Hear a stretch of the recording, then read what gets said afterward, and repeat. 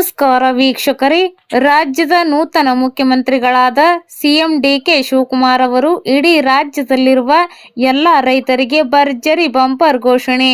ಈ ವರ್ಷ ಸರಿಯಾದ ಪ್ರಮಾಣದಲ್ಲಿ ಮಳೆ ಇಲ್ಲದಿರುವ ಕಾರಣಕ್ಕಾಗಿ ಬರ ಪರಿಸ್ಥಿತಿ ಎದುರಿಸುತ್ತಿರುವ ರೈತರಿಗಾಗಿ ರಾಜ್ಯದ ನೂತನ ಮುಖ್ಯಮಂತ್ರಿ ಡಿಕೆ ಶಿವಕುಮಾರ್ ಅವರು ರಾಜ್ಯದ ಎಲ್ಲ ರೈತರಿಗೆ ಭರ್ಜರಿ ಬಂಪರ್ ಗಿಫ್ಟ್ ನೀಡಿದ್ದಾರೆ.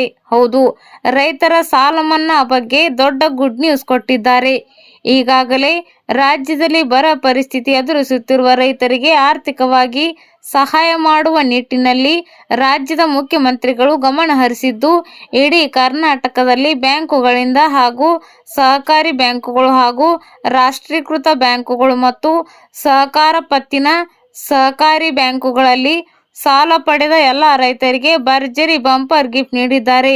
ರಾಜ್ಯದ ರೈತರಿಗೆ ಸಾಲ ಮನ್ನಾ ಬಗ್ಗೆ ದೊಡ್ಡ ಗುಡ್ ನ್ಯೂಸ್ ಕೊಟ್ಟಿದ್ದು, ಪ್ರತಿಯೊಬ್ಬ ಸಾಲ ಇರುವ ರೈತರು ತಪ್ಪದೇ ವಿಡಿಯೋವನ್ನ ಈಗಲೇ ಲೈಕ್ ಮಾಡಿ ಹಾಗೂ ರಾಜ್ಯದ ಮುಖ್ಯಮಂತ್ರಿ ಡಿಕೆ ಶಿವಕುಮಾರ್ ಅವರು ಸಾಲ ಮನ್ನಾ ಮಾಡುವ ಮಹತ್ವದ ಕ್ರಮಕ್ಕೆ ಮುಂದಾಗಿದ್ದು, ಇದು ಒಳ್ಳೆಯ ಕೆಲಸ ಅನ್ನುವ ನಿಮ್ಮ ಅಭಿಪ್ರಾಯವಾಗಿದ್ದರೆ ತಪ್ಪದೇ ವಿಡಿಯೋವನ್ನ ಈಗಲೇ ಲೈಕ್ ಮಾಡಿ ಮತ್ತು ರೈತರ ಎಷ್ಟು ಲಕ್ಷ ರೂಪಾಯಿಗಳವರೆಗೆ ಸಾಲ ಮನ್ನಾ ಮಾಡಲಾಗುತ್ತದೆ ಹಾಗೂ ಎಂಥ ರೈತರಿಗೆ ಈ ಸಾಲ ಮನ್ನಾ ದೊರೆಯಲಿದೆ, ಯಾವ ಬ್ಯಾಂಕುಗಳಲ್ಲಿ ಯಾವ ಸಾಲಗಳಿಗೆ ಸಾಲ ಮನ್ನಾ ಯೋಜನೆಯ ಲಾಭ ದೊರೆಯಲಿದೆ ಎನ್ನುವ ಬಗ್ಗೆ ಹಾಗೂ ಎಷ್ಟು ವರ್ಷಗಳ ಹಿಂದೆ ಪಡೆದ ರೈತರ ಸಾಲ ಅಂದರೆ ಕಟ್ಟು ಬಾಕಿದಾರರು ಅಥವಾ ಪ್ರತಿ ವರ್ಷ ರಿನ್ಯೂವಲ್ ಮಾಡಿಕೊಂಡಿರುವ ರೈತರಿಗೆ, ಹೀಗೆ ಯಾವೆಲ್ಲ ರೈತರಿಗೆ ಎಷ್ಟು ಪ್ರಮಾಣದಲ್ಲಿ ಸಾಲ ಮನ್ನಾ ಮಾಡಲು ಮುಖ್ಯಮಂತ್ರಿಗಳು ಕ್ರಮ ಕೈಗೊಳ್ಳುತ್ತಿದ್ದಾರೆ ಎನ್ನುವ ಬಗ್ಗೆ ಕಂಪ್ಲೀಟ್ ಮಾಹಿತಿಯನ್ನು ತಿಳಿದುಕೊಳ್ಳಲು ಈ ವಿಡಿಯೋವನ್ನು ಕೊನೆವರೆಗೂ ನೋಡಿ.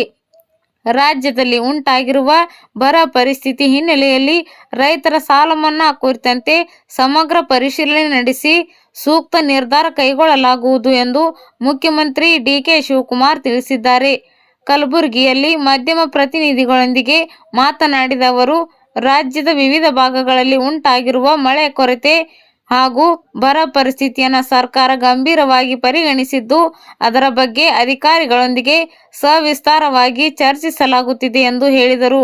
ಕಲಬುರಗಿ ವಿಭಾಗದ ಅಧಿಕಾರಿಗಳ ಸಭೆಯನ್ನ ಇಂದು ನಡೆಸಲಾಗುತ್ತಿದ್ದು, ಬರ ನಿರ್ವಹಣೆ, ಕುಡಿಯುವ ನೀರು, ಮೇವು ಹಾಗೂ ರೈತರ ಸಮಸ್ಯೆಗಳ ಕುರಿತು ಪರಾಮರ್ಶೆ ನಡೆಸಲಾಗುವುದು. ಇದೇ ರೀತಿ ಮುಂದಿನ 2-3 ದಿನಗಳಲ್ಲಿ ಬೆಳಗಾವಿಗೆ ಭೇಟಿ ನೀಡಿ ಅಲ್ಲಿನ ಪರಿಸ್ಥಿತಿಯನ್ನು ಪರಿಶೀಲಿಸಲಾಗುವುದು ಎಂದು ತಿಳಿಸಿದರು. ರೈತರ ಸಾಲ ಮನ್ನಾ ಕುರಿತು ಕೇಳಿದ ಪ್ರಶ್ನೆಗೆ ಪ್ರತಿಕ್ರಿಯಿಸಿದ ಮುಖ್ಯಮಂತ್ರಿ, ಯಾವ ಸಾಲ, ಯಾರ ಸಾಲ, ಯಾವ ರೀತಿಯ ಸಾಲ, ಎಷ್ಟು ಪ್ರಮಾಣದ ಸಾಲ ಎಂಬ ಎಲ್ಲ ಅಂಶಗಳನ್ನು ಪರಿಶೀಲಿಸಿದ ಬಳಿಕವೇ ಸರ್ಕಾರ ಸೂಕ್ತ ನಿರ್ಧಾರ ಕೈಗೊಳ್ಳಲಾಗಿದೆ ಎಂದು ಸ್ಪಷ್ಟಪಡಿಸಿದರು.